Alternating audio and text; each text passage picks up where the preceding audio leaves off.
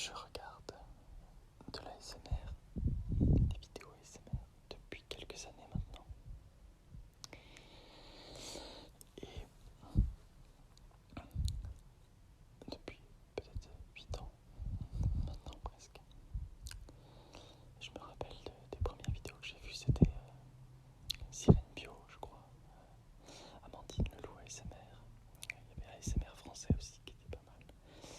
Il y en avait un autre que j'aimais beaucoup qui s'appelait Procrastinate Whispers. Je ne sais pas s'il est toujours là.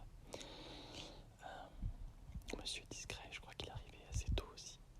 Il y avait French Whisper, enfin bref, il y en avait plein. Et j'écoute du coup toujours depuis 7 ans, 8 ans de l'ASMR. Et depuis quelques temps, j'ai envie de partager des enregistrements. Pour une raison assez particulière, c'était que je voulais dénoncer ou parler de sujets, de points de vue, mais le problème c'est que je n'osais pas le faire puisque je me suis dit que c'était pas forcément relaxant de faire ça. Mais je vais quand même le faire, je vais quand même essayer, on verra bien. Le premier point de vue que je vous propose ce soir, c'est un problème de société. Je sais pas si c'est un problème de société ou si c'est un problème juste spécifique à la communauté YouTube et à tous ceux qui font des vidéos YouTube. Mais j'ai remarqué depuis quelques années la tendance des youtubeurs, des vidéastes de partager des vidéos qu'ils appellent unboxing. Alors, je ne sais pas si vous connaissez ce principe. Le principe, c'est d'acheter des produits sur internet, de se les faire livrer à domicile et de filmer en train de les déballer et de montrer donc le contenu et de montrer des produits. Alors, ils sont pas tous sponsorisés, certains sont juste le font par plaisir et certains sont sponsorisés. Et je critique pas du tout le fait d'être sponsorisé, c'est pas du tout là où je veux aller.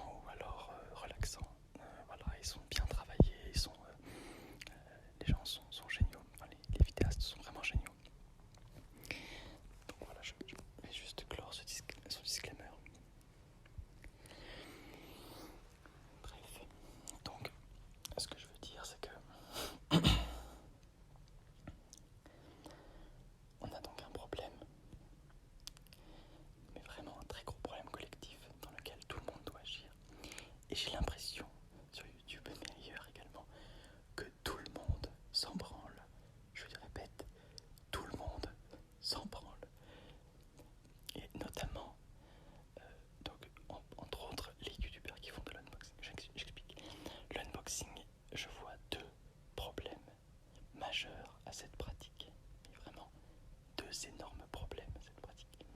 On peut aussi parler des gens qui font des mukbangs, là, je sais pas, avec des produits qui sont carnés ou peu importe, on en reviendra plus tard peut-être. Mais donc le unboxing, il y a deux énormes problèmes. Le problème, c'est que parmi toutes les choses qu'il faut faire pour éviter de se scratcher dans le mur collectivement et donc corriger le problème biodiversité, climat, énergie, etc. pour solutionner le problème écologique. Ah, j'ai des voisins qui commencent à faire du bruit. Attendez, je vais faire une petite pause. Bon, ils ont l'air de s'être calmés. Bon. Excusez les bruits si jamais il y en a. Donc, les deux problèmes, ce sont le numéro 1, mais vraiment numéro 1.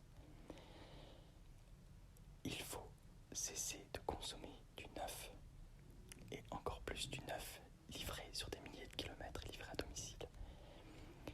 Il faut arrêter d'acheter du neuf livré à domicile. C'est un élément, mais pas du tout l'essentiel, puisque quand vous faites les bilans carbone, vous voyez que les trois axes prioritaires sont alimentation, logement, transport. C'est là-dessus qu'il faut travailler en priorité. Mais entre autres, il faut également travailler sur la consommation de neuf, puisque dans la consommation de neuf, il y a de la pollution déportée à l'étranger. C'est-à-dire dans tout ce qu'on achète de neuf, vous avez qu'à écouter n'importe quel scientifique qui parle de ça, notamment Jean-Marc Jancovici, qui est le meilleur peut-être pour vulgariser ça. Mais dans tout ce qu'on consomme, et notamment le neuf, il y a des machines qui travaillent pour nous et qui polluent à l'étranger, et aussi en France, mais aussi à l'étranger. Donc il faut arrêter d'acheter du neuf. Peu importe si c'est made in France, vert, tout ce que vous voulez, mon cul sur la commode. Arrêtez d'acheter du neuf livré à domicile. Donc, le mec qui fait du unboxing, alors, il y a des exceptions, je citerai pas, mais il y en a un notamment qui se fait livrer par exemple il est fan de couteaux, il se fait livrer des couteaux, et ce sont souvent des couteaux de seconde main. Donc il y en a aussi qui se font livrer des produits Le Bon Coin, donc c'est pas forcément du neuf. Donc à la limite, c'est peut-être mieux de faire ça, mais en tout cas, peut-être faire un disclaimer ou expliquer aux gens que ce n'est pas bien. Ce n'est pas bien, c'est comme dire si une vidéo où vous fumez par exemple, vous mettez un énorme tarpé, et ben vous devriez dire au début ce n'est pas bien de faire ce que je fais, disclaimer.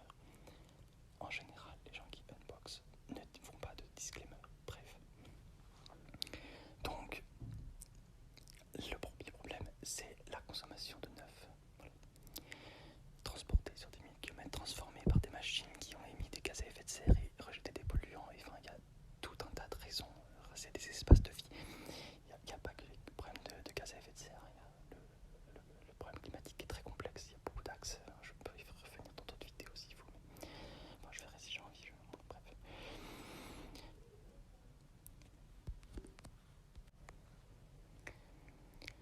Le deuxième énorme problème à cette pratique, c'est le fait qu'on nous le présente comme quelque chose de, vous savez, de normal. C'est tout à fait normal de se faire une vidéo d'unboxing et de la mettre sur internet, vous voyez. Non seulement, déjà sur YouTube c'est normal et c'est rigolo, mais en plus en ASMR c'est présenté comme étant quelque chose de relaxant. Alors, imaginez, c'est comme si vous preniez un chalumeau, vous allez dans une forêt et vous allumez un arbre, vous brûlez un arbre et vous enregistrez le son et vous dites voilà, c'est relaxant. Vous filmez la flamme et puis la flamme est jolie, elle scintille de mille feux et puis il y a un petit crépitement et l'arbre prend feu, vous voyez. Et c'est tout à fait sympathique et relaxant. Ça aussi c'est peut-être le deuxième point et peut-être le plus grave et le plus dangereux. Ça fait penser aux gens que non seulement c'est normal et que c'est relaxant, mais qu'ils peuvent aussi le faire. C'est une pratique commune. Voilà. Et je ne veux pas non plus faire le coup de l'écologie liberticide. De toute façon, l'écologie par principe, c'est la sobriété, donc c'est s'auto-limiter pour le bien commun. Et donc oui, c'est liberticide, on s'auto-impose une privation de liberté pour le collectif, pour limiter les dégâts collectivement. Donc oui, c'est liberticide, désolé. Les consommateurs en PLS